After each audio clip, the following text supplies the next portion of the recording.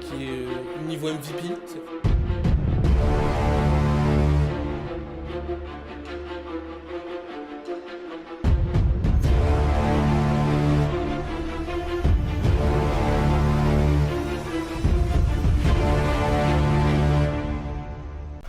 Hello! Hello, hello. Ça fait longtemps, Comment ça Romain. va? Ça va et Ça toi? fait longtemps. Ouais, ouais. Ça fait quoi? 2 semaines, 3 semaines à Ouais, peu près? ouais, c'est ça à Bon, peu ça près. va. Bon, bonjour à tous les amis. J'espère que vous allez bien. Nous, on est ravis de vous voir sur le MLS Show. Le numéro 31 déjà. Hein, bientôt. Franchement, on en aura fait plus de 31. Bon, en 2 saisons, j'avoue, on a triché un peu. Mais c'est dur d'être régulier tellement il y a des journées. Et puis bon, on n'est pas toujours disponible.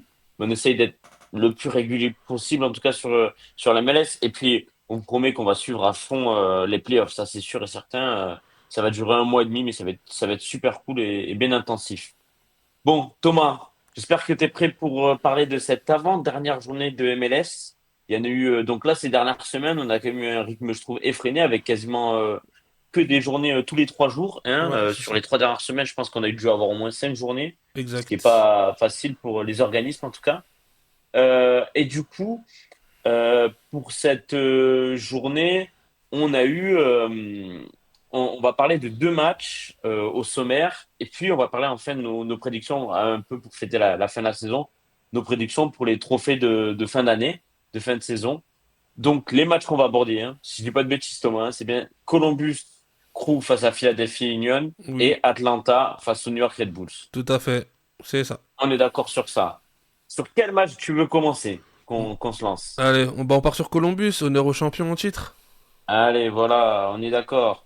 On part sur Columbus, le champion en titre, qui, on le rappelle, venait de perdre 3-2 sur sa pelouse face à l'Inter Miami, qui a donc validé du coup par la même occasion l'Inter Miami sa première place et qui a remporté du coup le Community Shield. Le supporter shield. Le Supporter Shield, pardon. Je T'es confonds trop toujours habitué. avec Community T'es trop Shield habitué avec Arsenal. anglais, T'es voilà. trop habitué avec Arsenal. Exactement, c'est ce que j'allais te dire. C'est vraiment ce que j'allais dire. Et du coup, Columbus, au Philadelphia Union, qui, on le rappelle, est sur une belle remontée, en tout cas, essaye de bien reconclure sa fin de saison après une saison très mouvementée et essaye donc de finir barragiste au minimum.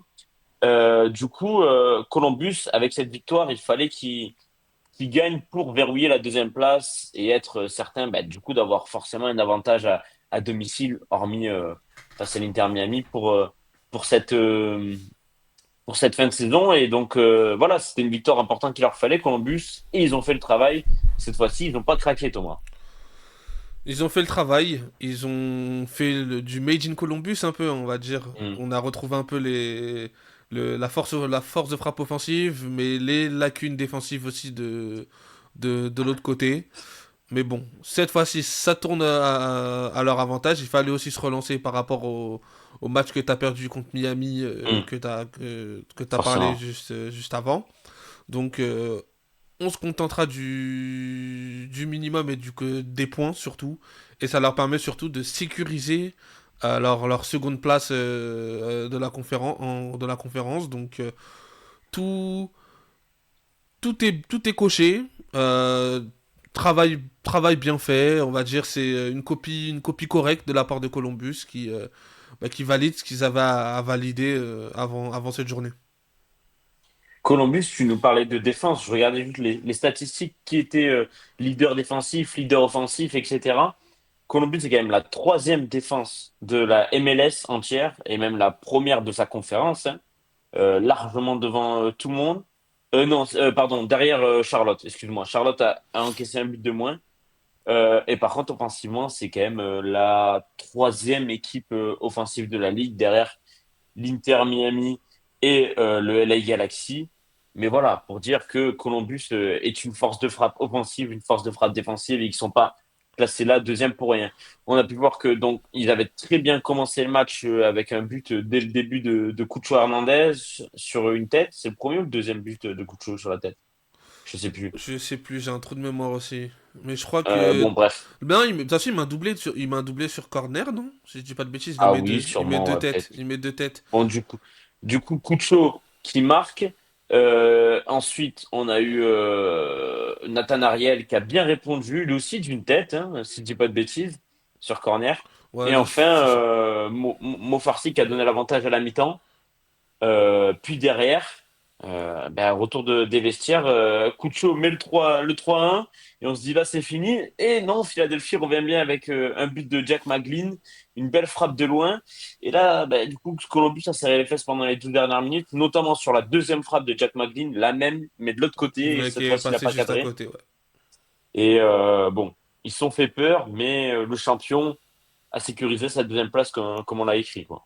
Ouais, c'est ça. Ils sont tombés face à une équipe de Philadelphie qui, en ce moment, a entamé un vrai run pour arriver à ses objectifs, hein, qui seront une qualification pardon, pour les playoffs, en passant par la voie des barrages. Hein. Mm. Et c'était pas un cadeau, c'était pas un cadeau. Philadelphie, c'était une équipe qui jouait son va-tout, donc qui allait aussi, elle, de son côté, tout tenter pour remporter le match.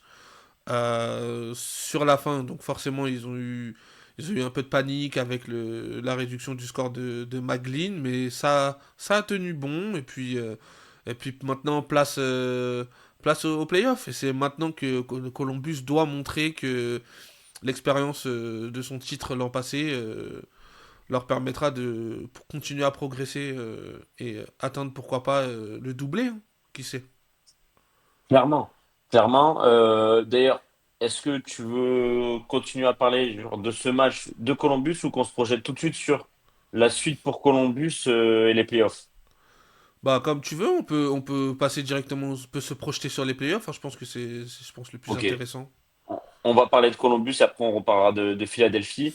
C'est vrai que tu mets les stats actuellement. Bon, on a vu que ils ont largement dominé comme à l'habitude un peu Columbus en termes de possession, en termes de tir, en termes de tir cadré, TG. C'est une victoire méritée quand même dans les stats.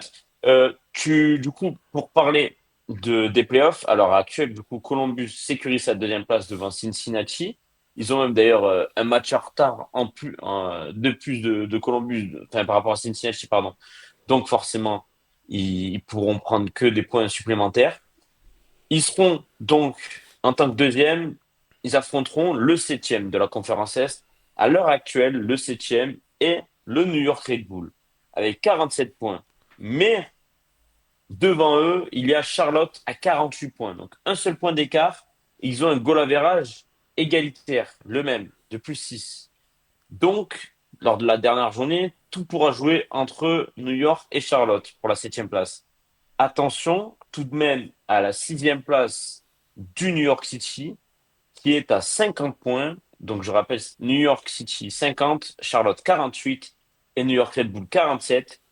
Donc, si résultat favorable pour New York Red Bull, je rappelle que New York City a plus 7 aussi, donc un seul but d'écart entre ces trois équipes. Donc, si résultat favorable pour New York Red Bull et résultat défavorable pour New York City, et pareil pour Charlotte, on peut très bien avoir New York City septième, tu vois.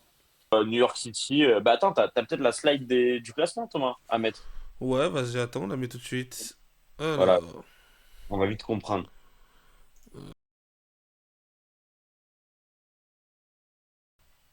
Voilà, donc je disais New York Red Bull septième avec 47 points, Charlotte 48 et City 50. Et donc, alors, New York City, juste pour dire, hein, va affronter lors du dernier match, du coup, pour sécuriser au minimum sa septième place et au mieux ils peuvent même être quatrième, ouais, je viens de voir. New York City va affronter CF Montréal qui va jouer sa survie pour être barragiste, sachant que un match nul suffirait au CF Montréal pour être barragiste et aussi à New York City pour valider sa sixième place au minimum. Euh, Charlotte, Charlotte va affronter DC United, qui est aussi barragiste et qui joue sa place pour les barragistes, qui est dans le même cas que que Montréal. C'est quand même drôle le calendrier, tu vois. Le 5 et 6 va affronter le 8 et 9. Et le New York Red Bull ben, va affronter Columbus. Donc Columbus qui a plus rien à jouer. En fait, c'est peut-être un match avant l'heure. On va peut-être assister à 4 Columbus Crew New York Red Bull consécutifs, Ouais, potentiellement. et puis bon, après, avoir aussi le degré d'implication de Columbus sur ce dernier match. C'est ça, c'est ce que j'en doute. Est-ce que Columbus veut vraiment affronter New York Red Bull? Est-ce qu'ils veulent plutôt pas affronter Charlotte? Est-ce qu'ils veulent pas plutôt affronter New York City? Toi, C'est tu serais Columbus, c'est qui l'adversaire préféré c'est parmi les dur. trois? C'est dur parce que, en fait, le Red Bull avec Emil Forsberg et sans Emil Forsberg, c'est pas la même chose. Et Là, il est de c'est retour. et surtout, c'est la perte comment il s'appelle, de Frankie Amaya au milieu de terrain qui a cassé cette doublette merveilleuse qu'il formait avec Daniel Edelman en double pivot. Hum. Et là, je trouve qu'ils ont eu du mal à le remplacer. Voilà, ça prend du mal du temps à se structurer de la meilleure des façons pour le Red Bull. Donc, à voir comment Forsberg revient aussi. Donc, c'est pour ça que c'est une équipe que j'ai du mal à jauger. J'ai du mal à jauger. Je pense que ça peut être une équipe piège pour Columbus. Donc, je pense que c'est l'équipe que j'aimerais le moins tirer parmi les trois que tu as cités. D'accord. Et puis après, le meilleur, je dirais quand même New York City, parce que voilà, on s'attendait pas à les voir ici non plus. Et je pense que la qualité de Columbus fera la différence et il y a moins de force de frappe côté New York City que parmi les deux autres équipes que tu as citées Oui, avant. parce que Charlotte, c'est quand même une équipe trouble faite totalement, hein. C'est une équipe capable de taper les gros. On l'a vu, ils ont déjà tapé, il me semble, Columbus d'ailleurs en championnat cette saison. Et puis, ils commencent à avoir Ouais, des sacrés joueurs. c'est une Ouais, équipe qui a le vent en poupe avec un nouveau projet, voilà l'arrivée d'un ça. nouveau coach, des joueurs de qualité. Donc ça reste quand même une équipe très très chiante, je pense, à jouer. Hmm. Euh, ouais, on est d'accord. Du coup, on va passer à Philadelphie, pardon. Philadelphie, ils sont sur pas une très bonne série. De toute façon, ils ont fait une saison vraiment en demi-teinte. Ils étaient, à un moment de la saison, ils étaient dans le top 5 si je dis pas de bêtises. Puis, à un moment de la saison, ils ont même été derniers. Je me rappelle d'un MLS Show qu'on a fait, ils étaient 15e. Et là, ils sont remontés 11e. Ils sont même redescendus parce qu'ils étaient remontés dans le top 8, je crois. Et Donc, puis même, t'avais le Philadelphie, mercato Taylor Merck, t'as eu aussi des mouvements de mercato, Julian Carranza qui s'en va. oui, c'est ça, ils partent en Europe. Donc il y a eu quand même aussi beaucoup de mouvements au sein même de l'effectif de Jim Curtin, qu'il avait façonné depuis déjà plusieurs saisons, qu'il avait aussi amené jusqu'en finale de MLS Cup. Donc voilà, c'est quand même quelque chose à noter et à prendre en compte dans notre analyse de Philadelphie cette saison. À Philly, il y a toujours les cadres, je dirais, mais il y a quand même eu quelques départs importants. Mais il y a toujours ces cadres. Par contre, c'est vrai que ce qui est bien, c'est de voir les jeunes s'imposer.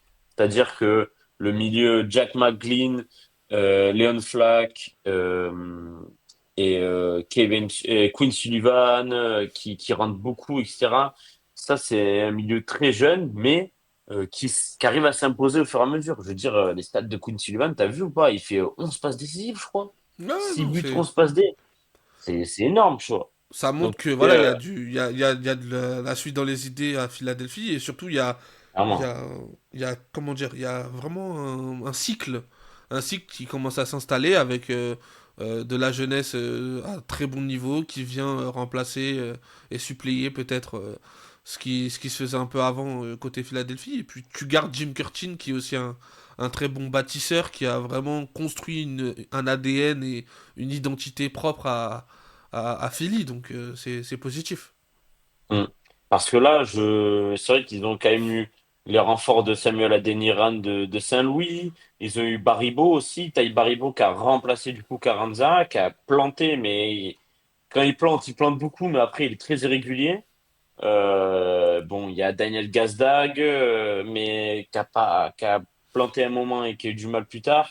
Bon, par contre, c'est vrai qu'ils ont la même défense depuis au moins 2, 3 saisons, hein, depuis qu'ils sont finalistes face à l'AFC, si je dis pas de Je conneries. crois même il y a pas eu le retour de Bedoya par hasard. Si, Badoya, bien sûr, il est revenu, ouais, bien sûr. Mais bon, tu vois, en vrai.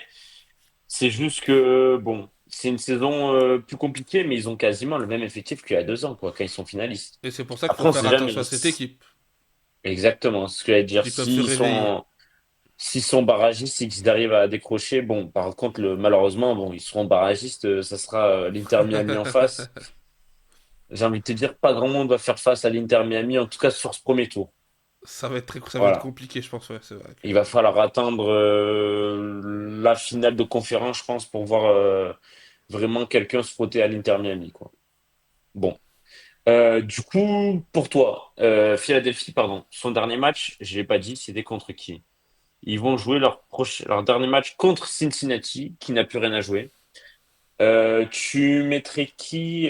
Enfin, est-ce que tu penses que Philadelphie peut faire le travail et se qualifier in extremis en barrage, sachant qu'ils ont le meilleur goal average de tous, hein. C'est-à-dire qu'une victoire, s'il y a une défaite de DC United ou de Montréal, peu importe les autres résultats pour Philly, ils seront forcément barragistes. Pour moi, je pense qu'ils sont capables de venir un peu braquer tout ça, là. De venir faire Mm. le petit braquage et d'empocher cette place de Ouais. barragiste. Ouais. Je les vois... Moi, honnêtement, personnellement, je vois DC United passer avec Philly. Avec Philly. Mm. Voilà. Ok. DC United passé avec Philly, Ouais. donc pas d'Atlanta ni de Montréal. Non. Mais Toronto, ben, c'est foutu de toute façon. Ouais, Toronto, ils sont Toronto, dans la c'est même fait. situation que, tu sais, DC United l'an dernier. Ouais. Ils avaient joué leur 34e match et pareil, ils étaient qualifiés, mais il y avait des équipes devant, ben, forcément, enfin derrière, je veux dire, avec des matchs en main, il allait forcément avoir des gens qui allaient passer devant, quoi. Même si, attention Montréal, parce que moi j'aime bien là, le petit trio là, de devant Bryce Duke, Joseph Martinez et j'ai oublié celui qu'ils ont signé là, qui était à Minnesota, j'ai oublié son nom. Et déjà, Ah, ils ont perdu leur Canadien, leur joueur oui, Mathieu en Choignard au numéro milieu. 10 Mathieu Ouais, tu vois. Chouanier, ils l'ont perdu, ouais. Mais Et ils qui est ont, parti en, je sais pas où il est parti en je sais, Europe, je je me crois, rappelle hein, plus. je crois si je dis pas de bêtises, mais j'aurais pas Du coup, l'équipe. c'est Ibrahim, Clark et Duke, c'est ça, Non, plus Joseph Martinez. Bryce Duke, Martinez, et ils ont pris un Clark, je crois qu'il s'appelle. Oui, oui, Sunisi Ibrahim, oui, ou Caden Clark. Voilà, c'est Non, mais exact, c'est c'est celui lui. de, Minnesota, il était à Minnesota. oui, c'est ça, Minnesota. Bah, ces trois-là, je me rappelle notamment du match contre Atlanta, là, qui sont partis gagner à l'extérieur. Bah, franchement, Hmm. j'ai bien aimé ce que ça pouvait donner l'association des trois, donc attends, pourquoi pas. Mais Par contre, un qui nous a bien déçus de sa saison, c'est une des grosses recrues de Atlanta, de Montréal, pardon, c'est Mathias Coccaro, hein. ouais, mais bah, attention, le pauvre, on l'a plus trop vu après ses bévues et son début de saison très compliqué. C'est clair, c'est clair. Bon, du coup, bon, tu vois, pourquoi pas Philly, d'accord. On passe au deuxième match, Thomas? Allez, bah, en plus, ça nous fait Le deuxième match. une transition parfaite vu qu'on parlait de la course entre ces équipes-là et qu'on voyait, bah, c'est parfait. On Bah parle oui, bien sûr. Ouais. d'une d'entre C'est elles. vrai qu'on parle plus de conférence Est cette semaine parce que bah, c'est là où il y a le plus d'enjeux, parce qu'on connaît déjà les 9 qualifiés à C'est l'Ouest, ça. quasiment, il me semble. Donc bon, il y a moins d'enjeux sur ça. Du coup, Atlanta. Atlanta s'est imposé et se relance in extremis face au Red Bull de New York. Au New York de Red Bull, pardon. New York Red Bull. Ils ont un match et c'est, je veux dire, t'es supporter de New York, tu dois péter ton crâne contre les hors-jeux parce que c'est pas lui, Ngoma, qui met le. Si, attends, Non, je crois que c'est est-ce que pas c'est Elias lui qui. Manuel qui marque avant. Si, Manuel, il marque deux fois hors-jeu, 2 fois à la fin du match en plus. Et Si, derrière, si. finalement, c'est Ngoma qui va marquer le dernier but, comme tu mis à la 80, à la 104e minute. C'est un truc de fou. Comme quoi, ils auraient pu pousser jusqu'au bout le Red Bull New York. Mais bon, malheureusement, pour eux, c'est Atlanta qui l'a emporté sur un penalty, enfin, 2 fautes bêtes en l'espace de 5-10 minutes. Ils sont sabotés tout seuls, Red Bull, j'ai envie de te dire. Bah, en fait, Un, c'était un pied, enfin, ouais, un pied trop pour un rouge et c'est ça. derrière le C'est ce que penalty. j'allais dire. C'est ce que j'allais dire. C'est que vraiment, t'as l'impression que c'était vraiment le match où t'avais beau faire le match parfait en termes de jeu, en termes de ce que tu pouvais proposer. Et,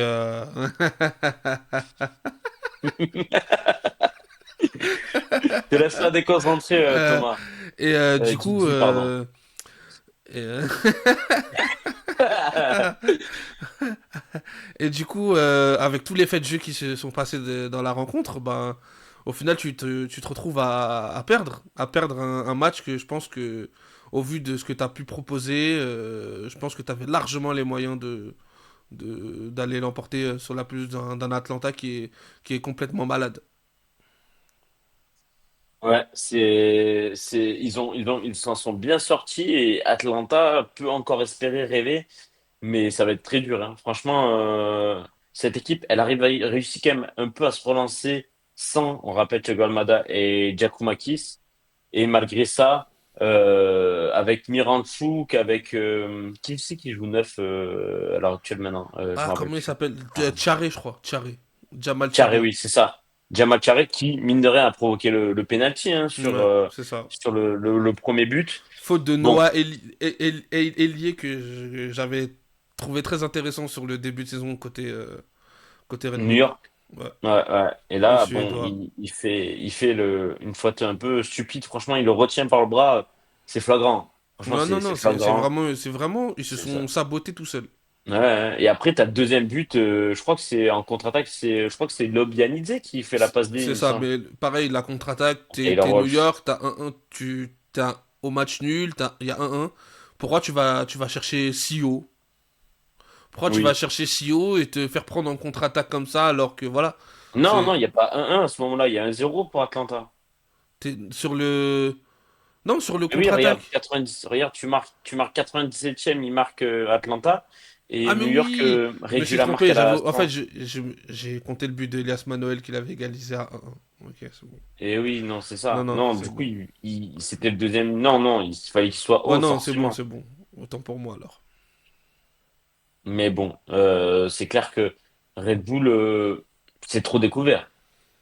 Oui oui, après c'est comme bon, vu que c'était parce que nécessitait le jeu à un moment donné, hein, t'es à 10 contre 11 malheureusement, mais tu dois quand même aller essayer de chercher un résultat. Bon, tu découvres, on va dire, le second but est un peu anecdotique quand même, au final, parce que voilà, je pense que même si Atlanta n'avait pas marqué ce deuxième but, je pense peut-être pas que le New York aurait marqué derrière. Je pense qu'il y aurait eu peut-être un peu moins de temps additionnel supplémentaire ajouté par la suite de l'arbitre.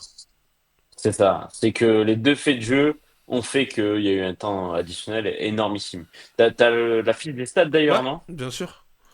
Bah, La fiche des stats. Cruz Alex, bientôt MLS, il pourra aller à Toronto en plus, parce que Toronto, il y a une filiale italienne, donc avec Bernardeschi, Insigne, Bernardeschi, ça peut le faire, hein. Il aura peut-être moins de sorties aériennes à effectuer, Ouais, Donnarumma, je me suis peut-être. trompé sur la photo, j'ai Oui, petit bug, du coup, c'est une photo c'est de Sébastien Liedget, Liéguet, non? ouais, Liedget Ouais, de hein, GC, ouais, ouais, non. de Dallas. Dallas. Ouais, Dallas en plus, c'est vrai. Donc bon, quand même, au niveau des stats, tu vois, c'est quasiment les mêmes stats que Columbus tout à l'heure, hein, et c'est largement une domination du côté d'Atlanta. Voilà, c'est quand même Atlanta a joué son jeu à domicile et comment dire, peut-être que Red Bull n'a pas vraiment eux joué leur jeu, tu vois. Ouais, et, quand tu vois les stats, en plus, d'autant plus surprenant de voir que c'est au final New York a eu deux buts refusés et vraiment beaucoup de faits de jeu en leur défaveur, tu vois. Ça reste quand même Mm. surprenant, ça montre que voilà, Atlanta est aussi dans un début de nouveau cycle et que c'est encore à peaufiner pour eux et qu'il faut encore travailler pour avoir bah, à la fois cette domination et aussi cette sécurité et concéder moins d'actions dangereuses. Ouais, on est d'accord sur ça. On passe à la course au playoff à la conférence Est et notamment on va parler du coup en playoff d'Atlanta et de Red Bull. Enfin, c'est vrai qu'on en a un peu parlé en amont, mais du coup Atlanta, on le disait, a encore sa chance d'être en playoff. De toute façon, ça va jouer entre eux et Philadelphie, on va dire, pour la huitième ou la neuvième place. Plutôt, en tout cas, Atlanta et Philadelphie, si les deux gagnent, par exemple, et que DC United et Montréal perdent, Atlanta et Philadelphie seront en playoff. Parce que regarde le goal average, -15 et -18 contre 8 et -4. Ouais, et puis bah, quand tu regardes un peu plus près, j'ai envie de dire que DC United et Montréal sont peut-être pas dans la meilleure des positions parce que t'as un peu le cul entre deux chaises. Mm. Tu sais que t'as besoin que d'un point pour te qualifier, mais comment t'abordes ta rencontre? Est-ce que tu te dis que tu joues en essayant de gagner la rencontre, le match, donc c'est-à-dire tu laisses des espaces et tu joues haut, ou est-ce que tu préfères sécuriser ton point du match nul qui te suffit et du coup tu laisses un peu plus venir. Donc Alors c'est que Philadelphie et Atlanta n'ont qu'à gagner. c'est ça, ils n'ont Un pas de seul questions à objectif, se c'est poser, gagner. voilà, c'est Ouais, ça, ils c'est n'ont pas de ça. questions à se poser, donc De plus, en plus, DC United et Montréal vont affronter le cinquième et le sixième qui, eux aussi, veulent viser un match nul. mhm. En tout cas, New York City, forcément, voudra viser le match nul, mais tu vois, par exemple, Charlotte et New York, non. Donc, ça va être compliqué. En tout cas, il y a des équipes qui vont vouloir pas jouer, d'autres équipes qui vont vouloir jouer. Espérons que ça fausse pas tout et que tout le monde joue, en fait. Ouais, Pour c'est moi, ça. j'espère que tout le monde joue. En tout cas, ça va être intéressant à voir quel parti pris les équipes vont prendre sur ce match, sur leur dernier match, quoi. C'est clair. Du coup, Atlanta, pour toi, n'ira pas en playoff. Tu penses que d'ici ou Montréal va passer? Ouais, je pense. Et puis, je dirais même que pour Atlanta, ce serait, je pense, pas une bonne chose de réussir à accrocher les playoffs parce qu'ils ils ont tout chamboulé, ils ont tout enlevé, ils repartent d'une page blanche. Et je pense que le fait qu'ils se qualifient, ça pourrait peut-être donner l'idée aux dirigeants que voilà, le projet est déjà avancé alors que non, pas du tout, tu vois. Et j'ai peur que du coup, après, ils se trompent un peu dans leur intersaison et qu'ils aillent un peu trop vite en besogne. Donc pour moi, je pense que ce serait mieux pour eux qui ne se qualifient pas et qu'ils puissent Et qu'il ne se travailler fasse pas sereinement. éliminer C'est ça. honteusement aussi par l'Inter Miami. Parce Aussi, qu'on ouais. parle de la conférence S de cette fameuse place de barrage, mais bon, je te garantis que vaut mieux être septième que huitième hein, cette Ouais, je année. pense. Je pense que voilà, pour Atlanta, c'est mieux qu'ils puissent repartir de leur feuille blanche totalement et qu'ils mettent en place ce qu'ils ont envie de mettre en place sans avoir de la poudre dans les yeux et se faire un peu bercer d'illusions, quoi. Au final, je te pose une question comme ça. Est-ce que la meilleure place de la saison, là, à l'heure actuelle, c'est pas être cinquième ou sixième de cette conférence, quand je regarde le classement?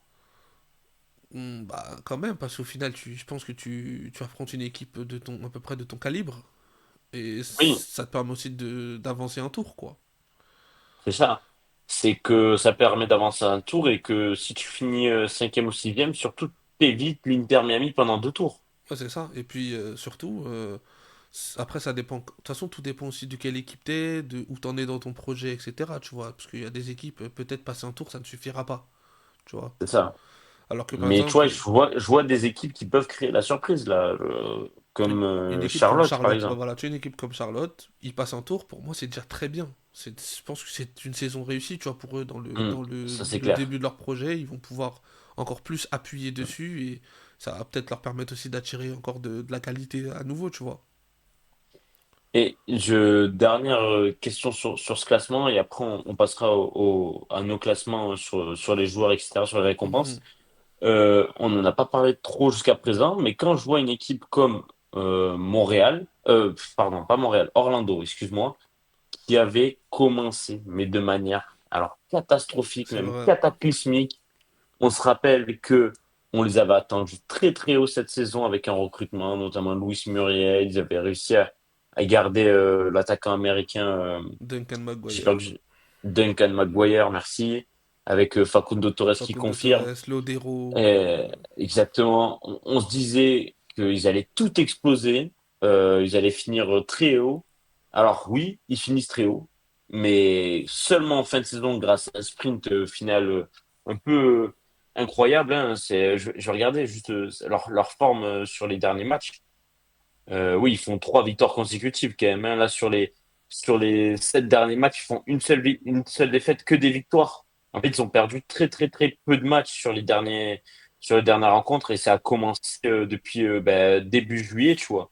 à peu près début juillet. Mhm. Ils ont enchaîné les victoires, ils ont fait ouais, une fin de saison de folle. Est-ce que déjà, tu t'y attendais? Est-ce que du coup, pardon, est-ce que du coup enfin, c'est logique pour toi qu'ils fassent on les attendait haut, du coup, est-ce que c'est logique pour toi qu'ils soient à cette place-là? Parle-moi de cette équipe, elle m'intrigue vraiment. Ben, ça a pris du temps à matcher, je pense. Mm. Je pense que peut-être on s'est alarmé un peu trop vite. Hein. Bon, après, Ouais, mais quand même, ils c'est ont aussi trusté notre les rôle. dernières Hein. passes pendant longtemps. C'est Oui, aussi bien notre sûr. rôle. Et puis, c'est surtout ce qui nous montrait Ça nous à inquiétait. l'instant T, tu vois. Donc, mais bon, voilà. Au final, on voit que dès qu'un Facundo Torres, dès qu'un Duncan Maguire ou qu'un Luis Muriel se mettent au diapason, bah forcément, t'as une des meilleures forces de frappe de ta conférence. Hein. Je pense que là, si tu vois, pour moi, l'ordre, il est à peu près respecté sur les quatre Ouais, premiers, tu vois, en termes ça doit- ça- de force offensive, tu vois. honnêtement, je pense que c'est les classements qu'on a dû faire en début de saison hein, Ouais. sur l'ordre.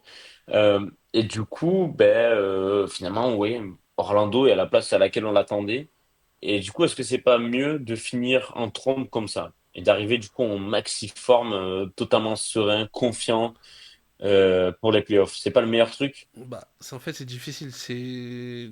Pour moi, tu prêches un convaincu. Pour moi, je pense que voilà, la dynamique, ça reste très important, surtout dans un format où tu es un peu en élimination directe.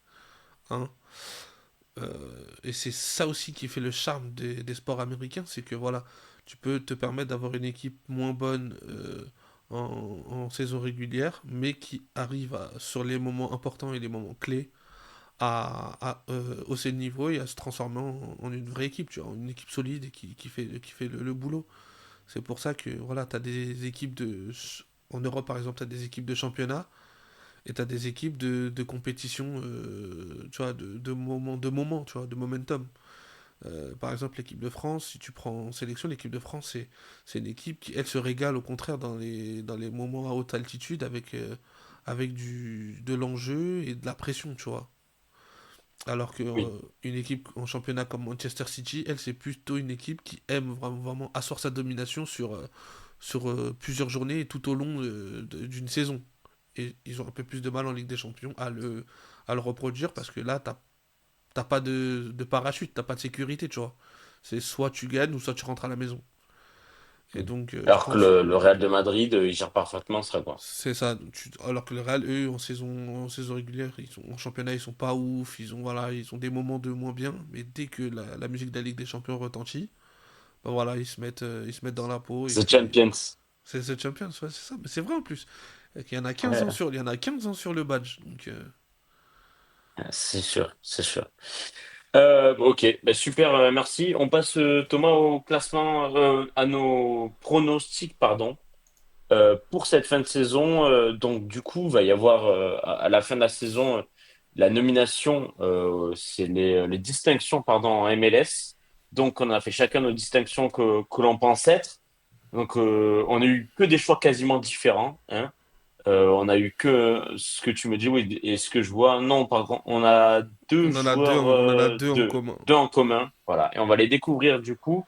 On a eu la liste des nominés, et donc on a choisi parmi nous ceux-ci. Du coup, qu'est-ce qu'on fait? On fait tous les tiennes et après on fait toutes les miennes, c'est ça? Vas-y, comme tu veux. On va faire comme ça. Ça Allez. marche. Donc, selon Thomas, Evander sera le MVP de la ligue. Dis-nous pourquoi. Alors, bah pour moi, déjà, c'est le joueur qui me procure le plus d'émotions. Son jeu est merveilleux cette saison. Il a enfin trouvé sa place en tant que leader de Portland. Et puis, en termes de statistiques, surtout, c'est le joueur qui a le plus de contributions cette saison en MLS. Hein. Et, Donc forcément. Evander, c'est 15 buts, 14 passes décisives, soit impliqué sur 29 buts ou passes décisives. Le deuxième meilleur derrière Luciano Acosta cette saison. Voilà, tu vois. Donc, pour moi, si on parle de ce qu'est un MVP, Evander coche toutes les cases. La seule chose qu'on pourrait lui trouver, c'est peut-être la position de Portland, hein, Et oui. qui peut malheureusement jouer dans son classement et dans sa nomination ou non. Mais bon, je suis parti, moi, sur vraiment le cœur. Et ce qui m'a procuré le plus d'émotions cette saison, en termes de durée, on va dire, et en termes de consistance. J'ai trouvé une comparaison pour toi, en fait, c'est ton Russell Westbrook de l'année où il est MVP en triple-double, où il arrive à qualifier à lui tout seul Oklahoma, alors qu'il finit ce huitième et dernière équipe de la saison régulière. C'est ça, en fait, pour toi. Ouais, ouais, non, c'est vrai, c'est vrai. Pour moi, Evander, c'est celui qui représente le plus le sigle MVP et qui aussi Hmm. allie la consistance et la régularité. Voilà, c'est le mot que je cherchais. Je l'ai rarement vu passer au travers À travers, d'un ouais. match, tu vois. C'est clair. Même si son équipe perdait, il arrivait toujours à faire marquer ou à marquer pour son équipe, tu vois. Donc pour moi, C'est c'est... clair que quand je te coupe, hein, désolé. Oui, C'est oui, clair que t'inquiète. quand t'en plantes 30 quasiment dans la saison, but et passe D, bon, c'est que t'as été régulé toute la saison, hein. Voilà. Ouais. Le seul bémol, moi, que je dirais, c'est pour ça que je l'ai pas mis MVP, c'est comme tu dis, son classement, j'ai du mal à le voir MVP en tant que septième, quoi. Je l'entends totalement. On passe à ton coach de l'année. Bon, t'as mis Tatar Martino. Que dire de plus, hein? Franchement, je voulais le mettre aussi, mais c'était un peu la solution de la facilité. Mais c'est quand même, genre, juste, je voulais souligner ce qui est extraordinaire, c'est ce qu'il a fait avec cette équipe. Notamment, on attendait à ce que euh, l'Inter Miami baisse de rythme, baisse d'un cran après les blessures de Messi, les blessures de Suarez, les multiples blessures en défense, les absences de tous ces Sud-Américains pendant la Copa América. Ils ont eu 5 matchs pendant la Copa América. Pendant ces 5 matchs, ils en ont gagné 4, je crois, si je dis pas de bêtises. Ils n'en ont même pas perdu un seul. C'est absolument incroyable comment il a su gérer cet effectif. Tata Martino, en plus, il a eu le retour de belles aventures comme Yann Fry, par exemple. C'est clair. Moi, je me rappelle même plus qui c'est que j'ai mis, mais bon, Tata T'inquiète, Martino le saura. Bah pour moi. Ah oui, j'ai mis son homologue de la conférence Ouais, non, mais Ouest, pardon. pour moi, Martino, c'est simple. Euh, je pense que on se rend pas compte à quel point c'est un autre métier de coacher une équipe comme l'Inter Miami au vu des joueurs qu'il y a sur le papier. Et puis, ce mec-là, il a quand même réussi à jongler. Il a réussi à toujours bien retomber sur ses pattes, à faire en sorte que son équipe soit efficace, peu importe les absences, les blessures. Euh, il a aussi permis à tellement de jeunes joueurs aussi de se montrer, de réaliser une très belle saison. Et puis, il a réussi aussi à impliquer tout son vestiaire. Quand on voit Campagna qui joue quelques matchs, qui fait quelques rentrées et qui arrive Et qui est aussi décisif. qui arrive à être décisif. Euh, Quand on voit le repositionnement d'un Sergio Busquets en défenseur central. Défenseur central. Voilà. Sergio Bootsteak. Là, mais voilà, donc pour moi, c'est quand même quelque chose de remarquable. Et pour moi, ça fait, y a aucune contestation possible. Pour moi, ça doit être le coach de l'année, Tata Martino. Voilà. Difficile de te contredire, ça c'est clair et net. On passe à ton newcomer. Donc, le newcomer, qu'est-ce que c'est? C'est le nouveau venu, en gros, le mec qui est arrivé cette saison en MLS. On va faire courte. T'as mis Gabriel Peck du Los Angeles Galaxy. Bon, je l'avoue, j'ai mis la même, donc j'ai pas débattre longtemps dessus. Difficile de pas mettre un joueur du Galaxy cette saison, pour moi, Oui, au vu c'est du sûr. mercato qu'ils ont fait. C'est clair. Et puis, bon, non, on aurait très bien pu mettre Luis Suarez hein, aussi, tu vois. Oui, oui, oui. Mais moi, pour moi, j'aurais mis si Pencil avait continué à être décisif. Après son départ en boulet de canon qu'il avait Mm. fait, je pense que j'aurais mis Pencil. Mais j'ai trouvé Peck nettement plus consistant et régulier. C'est ça, en fait, que lui, il a continué. Il est à 27, impliqué sur 27 buts ou passes décisives cette saison. C'est énorme. Pour un nouveau venu, il s'est baladé en MLS et bravo à lui. On ne voyait pas faire une saison aussi belle, clairement. C'est clair. Impliqué sur Voilà. autant de buts. Ah ouais, non, non, c'est fort. Le jeune joueur de la saison, tu as mis Diego Gomez de l'Inter Miami. Va falloir que tu m'expliques parce que Diego Gomez, aux dernières nouvelles, il n'a pas joué énormément de matchs, non, Thomas? Bah, comme je t'ai dit, je suis parti sur le choix du kiff, on va dire. D'accord. Ouais, Et, non, mais ça, ok. et pour moi, je trouve que Diego Gomez, en fait, dans les matchs où il a joué, il Mm. a toujours fait partie des meilleurs joueurs sur la pelouse. Tu vois, et je trouve surtout qu'il est fait peut-être de quelque chose de différent. Pour moi, il a un truc de différent, et ce mec-là, je le vois très facilement s'exporter en Europe, et très facilement devenir un très très bon joueur européen dans les top clubs en Europe. Il Et, a que 21 ans, hein. et c'est pour ça que du coup je le mets en meilleur jeune, parce que pour moi je Mm. pense que c'est l'un des mecs en MLS qui je pense a l'un des plus gros plafonds Ouais. en termes de potentiel et en termes de niveau. Et réussir à faire ce qu'il a fait quand même à l'Inter Miami entouré de superstars, et de ne quasiment jamais se cacher, jamais se louper dans les matchs. Il a toujours été bon. Il a toujours maintenu un niveau correct, quoi qu'il arrive, sur toutes les fois où il a dû entrer en jeu, où il a dû être titulaire. C'est pour ça que je le mets en meilleur jeune. Mm. Ouais, je comprends. Je regarde juste ses stats, hein. Il a joué 18 fois cette saison, 15 fois titulaire, mine de rien. Après, il a été blessé presque une dizaine de matchs à la malléole, notamment au mois de mai. Et ensuite, derrière, il est revenu, il est parti au JO, hein. Il a fait ses 5 matchs aux Jeux Olympiques avec le Paraguay, qui se sont fait éliminer en quart de finale, oui, oui, quart de finale par l'Égypte. Bon, il a été titulaire à chaque fois, il a joué les 90 minutes à chaque fois, plus la prolongation. Donc c'est clair que c'est un joueur que quand il joue, il enchaîne, ça c'est sûr. Bon, maintenant, on espère que il sera moins blessé, mais comme je dis, c'est un sacré joueur qui peut avoir sa place la saison prochaine en tant que titulaire dans l'effectif de l'Inter Miami à temps complet, Ça en me tout cas. choquerait absolument pas, ouais. Mm. Du coup, ensuite, tu as mis le comeback player de la saison, c'est Lewis Morgan. Clairement, déjà en début de saison, il avait fait un début de saison en trombe. Lewis Morgan, qui, on rappelle, a été longtemps blessé pendant presque un an, il me semble. Et là, bah, il est totalement revenu à son meilleur, voire à un meilleur niveau qu'auparavant, hein. Ouais, ouais, C'est un non. peu le Florian Wirtz, c'est ça, non? Ouais, non, il m'a choqué en fait, il me surprend. Il me surprend, comme le bon vin, en 13 plus, buts, 4 avec, passes D, hein. avec tous les problèmes qu'il a eu, il a quand même réussi à surmonter tout ça et à tenir l'attaque de New York, hein. Et puis, moi, en début de saison, je plaçais énormément d'espoir en cette équipe de New York avec les arrivées. Je trouvais qu'il y avait quelque chose de très intéressant qui se préparait.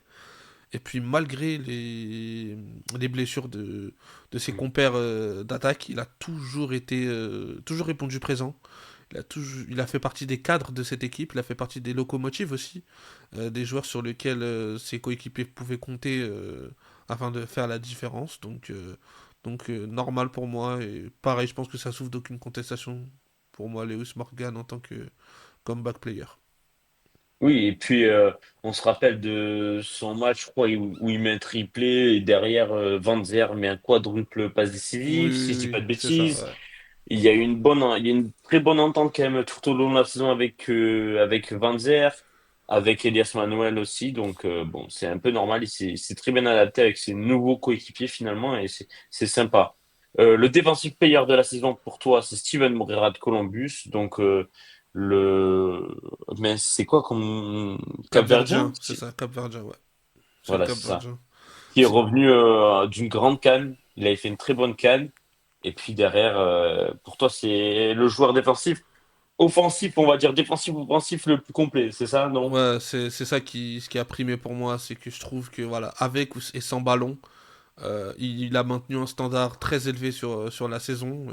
Il est dans une équipe qui demande énormément, hein, avec le logiciel Nancy, où les défenseurs doivent participer énormément au jeu, lui, en plus de ça, il ajoute sa palette défensive, hein. Je me suis basé sur les gros matchs, surtout, sur les matchs importants que Columbus a pu jouer, et je l'ai très rarement vu en grande difficulté. Il a toujours su bien s'en sortir face à ses vis-à-vis, donc c'est pour ça que je le mets défenseur de l'année. Mais c'est vrai que ça a été plus dur, je trouve, cette saison. Il y a moins de défenseurs qui sont sortis du lot. Oui, Et je j'ai pense eu du que, mal à trouver, moi. honnêtement que si Bombito était resté, Je pense que Ouais, j'aurais mis Bombito en défenseur de l'année. on l'aurait sûrement mis tous les deux, c'est sûr. Et on termine pour toi, pour ton gardien de l'année, t'as mis Christian Kalina, le gardien de Charlotte. C'est une grosse surprise, hein, que tu aies mis ça. Après, d'un côté, c'est quand même la meilleure La meilleure défense défense, de la c'est ça, MLS. Voilà. exactement. Donc, tu as voulu récompenser le meilleur gardien de la meilleure défense de MLS. Tout à fait. Bah, en fait, t'as tout dit. Moi, j'hésite entre lui ou Drake Callender, Ok. que j'ai Oui, trouvé c'est aussi vrai très que intéressant du Calendar, côté ouais. de Miami. Peut-être Hmm. dans des rôles différents où, voilà, Callender, t'es dans une équipe dominatrice. Donc, tu as moins d'arrêts à faire et je l'ai trouvé assez serein, je crois. Et je crois que si je dis pas de bêtises, il y a très peu d'arrêts de différence entre les deux hommes, entre Callender et Ok. Kalina. Donc, Kalina. J'avoue, j'ai pas regardé les stats sur ça, mais ouais, Kalin, sûrement. ah bah attends, je vais te dire si je dis pas de bêtises, je les avais vus, attends. Alors, tac, excuse-moi, ça prend un peu de temps, juste je T'inquiète, regarde. t'inquiète. Mais Kaina, est-ce que c'était une recrue de Charlotte? Parce que j'ai pas de souvenir de lui l'an dernier. Alors attends. Je vais aller regarder de mon côté. Alors du coup, par exemple, par match, il concède un but par match à peu près. D'accord. Il a 75% d'arrêts par match. Ok. Euh, il a fait surtout 114 arrêts cette saison. D'accord. Quand André Calender, lui, est à 1,4 buts encaissés. Hmm. 70% d'arrêts par match. Et surtout, tac, tac, tac, tac, tac, il a 102 arrêts faits, tu vois. Donc Hmm. pour moi, c'était Oui, soit l'un ou donc. soit l'autre, tu vois. C'était soit l'un, soit Hmm. l'autre. Et j'ai privilégié la défense collective de Charlotte, qui est la meilleure défense de MLS, donc c'est pour ça que je l'ai mis. Kalina, il était déjà là l'an dernier, hein. Il est arrivé pas l'an dernier, mais celle d'avant en cours de saison, en plein été. Donc ça fait déjà un an et demi 2 ans et demi, pardon, qu'il est là en MLS. Donc oui, c'est juste que j'avais pas noté que c'était lui le gardien. C'est en tout cas un Croate, C'est ça. voilà. On passe à moi, Thomas. Ouais. Ma slide sur mes distinctions MLS. Du coup, moi, en MVP, en vrai, la vérité, cette année, je pensais qu'on aurait vraiment un vrai MVP qui allait se détacher. Mais finalement, non. Honnêtement, je sais pas qui sortir. Ah non, là, c'est pas la bonne truc, Bah, Thomas. tu me l'as envoyé la slide? Ah non, je t'ai pas envoyé de slide. Ouais, non, c'est C'était pour juste... ça. Ah, ben oui, Du coup, c'est pardon, pour ça, excuse-moi. je voulais vraiment qu'on. Ah, je pense que Pour... tu avais fait la slide derrière, Non, non, excuse-moi. non, non. C'est ma faute alors. Du coup, ben, je vais les dire là, comme ça de tête. En MVP, j'ai mis Lionel Messi parce que malgré le peu de matchs qu'il a joué, il est le vrai MVP. Comme tu m'avais dit il y a la semaine dernière contre Columbus, l'Inter Miami, tu m'as dit, putain, Columbus, ils font un match de fou. Ils sont bons. Et puis, en l'espace de 2 minutes, t'as un cheat code qui s'appelle Lionel Messi qui a renversé le match à lui tout seul. Coup franc, but, voilà. Et qui, en fait, c'est ça, en fait, c'est vraiment bon. Après, il n'est pas 8 ballons d'or pour rien, mais c'est le impact player par excellence, en fait. Il fait, quand il veut, il fait. C'est juste ça. Il plante, alors il met quand même 17 buts et 10 passes décisives. Et il a joué que. Mince, est-ce que j'ai les stats? Attends, je vais te dire ça. Moi, c'était plus par rapport au nombre de matchs joués que voilà, je ne l'ai pas Oui, mis. Mais il voilà, a quand donc même joué 18 matchs. logiquement, C'est la moitié de la saison, c'est sûr. C'est pas beaucoup, logiquement en termes de niveau, je suis d'accord. je pense que ce sera forcément lui le MVP de la saison. C'est dur de pas lui donner, en tout cas, en tant que vraiment impacteur, tu vois, de l'équipe. Parce que, en fait, avec ou sans lui, forcément, l'équipe, elle gagne. Mais en fait, avec lui, bah, c'est une seule défaite. Voilà. L'Inter Miami n'a perdu qu'un seul match avec Lionel Messi en tant que joueur sur l'équipe. C'est face à Atlanta, le 3-1. Voilà. C'est juste dire son impact. Sinon, oui, bon, après, forcément, bah, t'as encore Luciano Acosta qui se démarque, Evander, Benteke, Bouanga, Cucho Hernandez aussi, hein. Franchement, ça m'étonnerait même pas qu'il donne un Cucho Hernandez, tu Mais vois. c'est vrai que Il est phénoménal. dans ce que tu as dit juste avant, c'est que c'est vrai qu'on n'a pas un MVP qui s'est dégagé, qui fait l'unanimité. Non. C'est vrai que je pense que quelqu'un me dit qu'il met, je sais pas moi, Lucho Acosta, Lucho ok. Acosta. Je trouve c'est pas déconnant, tu vois. Tu mets limite Benteke, ok. Mais oui, Parce Benteke qu'il a avec planté, il a planté, planté, ses planté. 22 buts, tu vois, c'est pour ça que voilà, Non, mais comparé à l'année dernière où je pense qu'Acosta faisait la c'est totale ça. unanimité, là Hmm. c'est vrai que c'est Même plus sérieux. Bouanga continue à planter, hein. Ouais. Malgré les formes comme ça un peu de LAFC où ils vont très haut, puis après ils descendent un peu, je sais pas pourquoi. Bon, bref. Franchement, tout le monde peut gagner. Bon, le coach de l'année, moi j'ai mis Greg Vanney, le coach de LA Galaxy. Pardon, eh ben, Attention, décidément. t'inquiète. Du coup, toi, tu as mis Tata Martino, je suis totalement d'accord avec toi, mais j'ai voulu mettre Greg Vanney. Pourquoi? Parce que l'an dernier, on l'a vanné. Je suis Tu obligé de sais la que faire. j'allais te le dire là, tu sais que c'est ce que j'allais te dire justement. Et ouais, mais j'étais devant. Non, mais C'est un beau pied Greg, de nez, c'est un beau pied de nez ce qu'il a fait. voilà, c'est clair. L'an dernier, je me rappelle, on avait fait une émission où on disait c'est catastrophique du côté du Los Angeles Galaxy. Greg Vanney, à la fin de la saison, il a dit si je suis pas en playoff, je me casse moi-même de l'équipe. Non, le président aussi, etc. Finalement, il y a que le président qui est parti, je crois. Mhm. Greg Vanney a su rester. Et derrière, il a fait, bon, ok, il y a un très très bon recrutement qui a été fait, mais c'est aussi le rôle du coach et du club, hein, bien sûr. Et c'est aussi le rôle du coach de bien utiliser ce recrutement. Et en plus, là, ils ont eu l'arrivée de Marco Reus. Quand tu as déjà des Ricky Pouls, quand tu as Joveljic qui a très bien marché en début de saison, Pencil aussi, tu as Peck qui a été constant toute la saison. Non, bravo à Greg Vanney d'avoir su en plus maintenir cette cadence folle derrière le Real Salt Lake, notamment en première partie de saison, qui a été longtemps premier, qui a été impressionnant, qui a fait 12 matchs consécutifs sans défaite, pareil, qui a réussi à maintenir son rival du LAFC. Donc bravo à Greg Vanney de finir premier de cette Et conférence Ouest. ce serait pas étonnant s'il est nommé, ce serait tout à fait logique. Franchement, passer des derniers jusqu'au premier, ben, j'ai envie de te dire, Tata Martino fait la même chose, hein, en passant de 14e à premier, mais bon, voilà. C'est mérité. Le newcomer, on en a parlé, c'est Gabriel Peck pour ma part. Le jeune joueur de la saison, j'en ai parlé tout à l'heure, c'était Quinn Sullivan pour moi. Ok. Il met quasiment 11 passes décisives pour un milieu central. C'est même pas le 10, parce que le 10, c'est Gazdag. Donc, je trouve ça assez fascinant. En plus, il y a quand même la future concurrence de son petit frère qui arrive. Et il se régale, Quinn Sullivan. Il est donc, et puis c'est un vrai pilier. Donc, voilà, pour moi, c'est un des meilleurs joueurs de la saison. Par contre, cette année, tu vois, autant l'an dernier, bon, t'avais Thiago Almada, etc. Mais cette année, j'ai pas vu ben ouais, de jeunes qui, genre, j'ai vu son nom, je me dis, ah oui, forcément, je vais mettre lui. Là, j'ai mis Quinn Sullivan parce qu'il mérite, Il y mais aurait eu Moses Bombito, je pense que voilà. c'était Moïse plutôt. Mais, Ouais, Moses, ouais. Moses mais Caicedo, je me suis trompé avec ouais, Caicedo. c'est ça. Mais oui, il n'y a pas eu un joueur qui m'a éclaté aux yeux non plus, tu vois. Ouais, je Il suis y a plein de d'accord. bons petits jeunes, mais pas un joueur qui a éclaté. Le comeback, on en a parlé, c'est Lewis Morgan aussi pour ma part. Le joueur défensif de l'année, j'ai mis Thomas Avies de l'Inter Miami, parce que je trouve que avec lui, l'Inter Miami défend beaucoup, beaucoup, beaucoup mieux. Tant que c'est pas Et Krivtsov, là, Krivtsev. Lui, Kretsov, ouais, très très l'Ukrainien, mauvais. ouais, Ouais, lui, très c'est très mauvais. catastrophique. Non, mais Avilés, dès qu'il joue, il y a vraiment quelque chose qui se passe.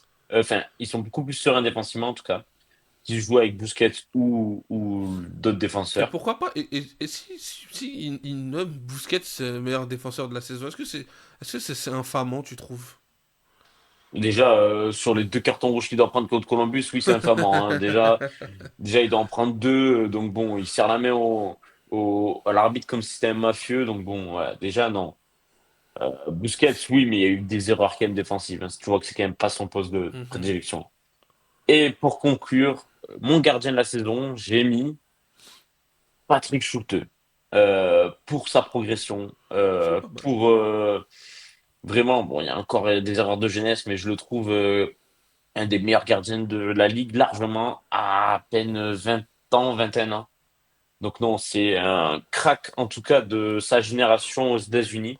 Oh, je viens de me rappeler d'un joueur Et pour le meilleur jeune. Je sais pas il a quel âge, mais j'en parlerai après. ouais, non, juste pour conclure, ouais, voilà, je mets Patrick Schulte et je pense qu'il le mérite bien. Et Hugo Lloris, tu le mets pas par exemple? Ouais, je l'ai vu, j'y ai pensé. Après, Hugo Lloris, il est arrivé en moitié fin de saison. Compliqué. Mhm. Voilà. Et j'ai pensé à quelqu'un pour le jeune, je sais plus à quel âge, mais Patrick Aguemyang là de Charlotte. Ouais. Ouais, je sais Euh, pas, mais moi, si je sais pas il a quel âge, alors mais attends, j'ai la tu peux. liste sous les yeux. Laisse-moi. Attends, faut juste que je trouve. Alors, Young Player. Euh... Est-ce qu'il est dedans, Aguemyang? Non, il est pas dedans. C'est il est né avant 2002 en fait. Ah, bah regarde s'il a quel âge, parce que moi, s'il y est pas dedans, je trouve Je vais ça quand même regarder. surprenant. Agyemang, il a 23 ans. Il est né en 2000. Donc oui, oui, en fait, il est jeune en soi, hein. Il a 23 ans, mais il est jeune. Ouais, ok. S'il rentre pas dans les critères, quoi. Ok. Voilà, c'est ça, il rentre pas dans les critères. Ah, S'il est faut- en 2000 et qu'il veut les 2002, ben voilà. Ouais, Donc, parce que ouais, lui c'est aussi, que je jusqu'à l'aurais bien 21 ans mis. en fait. Ouais, je l'aurais Ouais. bien, lui, je l'aurais bien mis aussi en belle satisfaction de la saison avec Charlotte et j'aurais bien aimé Du côté de le Charlotte, ouais. récompenser, ouais. 30 matchs, 9 buts, 3 passes décisives, c'est vraiment pas mal. Ouais. On termine par du coup les classements, Thomas. C'est Ouais. vrai qu'on n'a même pas fait. On On part va à faire l'ouest. bon. On part à l'ouest, voilà, parce que l'est on l'a déjà fait, hein, forcément. On part à l'ouest avec du coup, on disait le Los Angeles Galaxy premier qui a validé sa première. Attends, non, je dis des conneries. Pas encore, qui peut valider sa première place en tout cas, avec un seul match nul, puisque le LAFC a 2 matchs de retard et donc 6 points de retard. Seattle et Salt Lake qui vont se taper, mine de rien, pour la dernière place, la Seattle troisième qui a fait place, pardon. une très belle opération en allant gagner à Columbus, hein. Ah ouais, mais Seattle qui fait une fin de saison en boulet de canon, c'est exceptionnel. Franchement, eux, Je vous c'est pire conseille, qu'Orlando, je les voyais archi pas. je vous conseille de suivre Rossrock. Vraiment, Rock. lui c'est un balleur. Lui c'est un bowler. Honnêtement, moi il me régale. Il me régale. Eh ben écoute, on va suivre ça. En tout cas, Seattle qui peut faire très très mal en fin de saison, on n'y pensait pas, mais voilà, avec une équipe en forme, ça peut faire du mal. Du coup, Salt Lake qui est égalité, qui mine de rien a baissé de régime, mais qui finir dans le top 4 pour eux, c'est une excellente saison. Normal avec les choix aussi faits lors du mercato.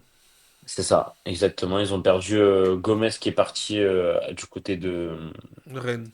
Rennes, merci. On l'a vu en plus ce week-end. Houston qui est cinquième. On a très peu parlé d'eux cette saison, mais comme l'an dernier, ils sont solides.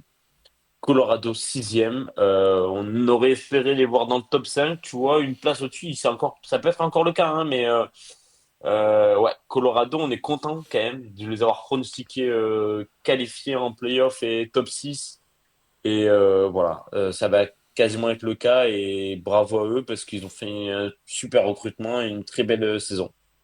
Minnesota septième, attention, qui peut se faire passer par Vancouver et Portland. Donc à l'heure actuelle, on a Vancouver et Portland qui sont barragistes. Donc ouais, c'est juste à savoir est-ce que ce sera Vancouver, est-ce que ce sera Minnesota le septième. J'ai du mal à voir Portland passer devant Vancouver alors que Vancouver ils ont 2 matchs de retard, Ouais, ça notamment va être contre dur, hein. le l'AFC. Ça va Ouais. être compliqué. Et ensuite on a bah, du coup Austin, Dallas et Saint-Louis qui ne seront pas qualifiés, tout comme Sporting et San José. San José on s'y attendait, Sporting Kansas aussi. Et au final les Saint-Louis, bon, on s'attendait à ce qu'ils descendent aussi de régime. Personne ne déçoit en fait en bas, on s'y attendait, hein, c'est des Ouais, équipes ouais, moyennes, hein. on s'y attendait au vu des dynamiques et au vu de aussi un peu Et peut-être Dallas. les intersaisons que chacune des a pu faire.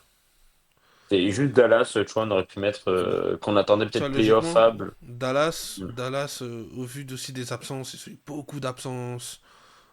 Et puis on a vu surtout là sur les derniers matchs un peu quelques petites bribes de ce que ça pouvait Hmm, donner c'est clair.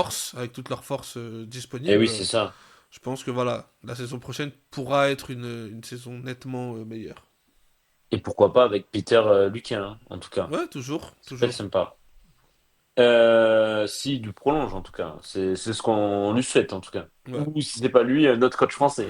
Ah, je sais pas, moi je pourrais proposer des noms. Tu vois de qui je veux parler. Euh, D'ailleurs, en plus, on n'en a pas parlé pour Atlanta, mais il y a une rumeur Patrick Vieira là-bas, donc pour entamer ce nouveau projet, donc intéressant à voir, pourquoi pas, Hmm, hein. ouais, c'est clair. Et juste pour conclure, t'as je vais te dire la liste des matchs à venir. Ouais, oui, la Hein. de Decision Day, ouais, vas-y. Le Decision Day, donc bon, qui a quand même Moins de gueule que l'année dernière, hein. moins de gates que l'année dernière, c'est ça, hormis pardon, à l'Est. Donc on rappelle, toutes les équipes de la conférence Est vont s'affronter à minuit dans la nuit de samedi à dimanche 20 octobre, 19 et 20 octobre, du coup, à partir de minuit. Et ensuite, toutes les équipes de la conférence Ouest, eux, s'affronteront pareil entre elles à partir de 3 heures du matin. Donc, on aura CF Montréal face à New York City, donc on disait pour des places décisives, Chicago face à Nashville pour du beurre. DC United face à Charlotte pour des places décisives. L'Inter Miami face à Nouvelle-Angleterre New England, Enfin, pardon, pas pour du pour du beurre, beurre. hein, pour peut-être le record de points aussi en Oui, saison pour régulière. Inter Miami, oui, c'est vrai. Il y a New un York petit Red, enjeu. voilà, New York Red Bull Columbus Crew, de l'enjeu pour New York, du beurre pour Columbus. Si, pour aussi avoir leur record de points en playoff, il me semble à eux, en classement, en saison, pardon. Orlando-Atlanta, du beurre pour Orlando, mais pas pour Atlanta. Philadelphie, Cincinnati, pareil, du beurre pour Cincinnati, mais pas pour l'Union Philadelphie, pardon. Austin, ensuite, du coup, de la conférence Ouest, on aura Austin face à Colorado. Là, ce sera Colorado qui jouera sa place, surtout pour être bien placé. Pour avoir l'avantage Dallas, du terrain, non? attends, tu l'as, excuse-moi. Colorado, non, ils peuvent pas l'avoir, mais c'est juste pour être cinquième au lieu de sixième, tu vois. Ok. Dallas, Kansas pour du beurre. Houston, Galaxy. Je crois que Houston, c'est pas pour du beurre. Si c'est pour du beurre, pardon. C'est juste pour être mieux placé, en tout cas rester cinquième. Ensuite, on aura et Galaxy de valider sa première place. LAFC, Saint c'est bon, du beurre pour quasiment les deux équipes, on va dire, on va pas se mentir.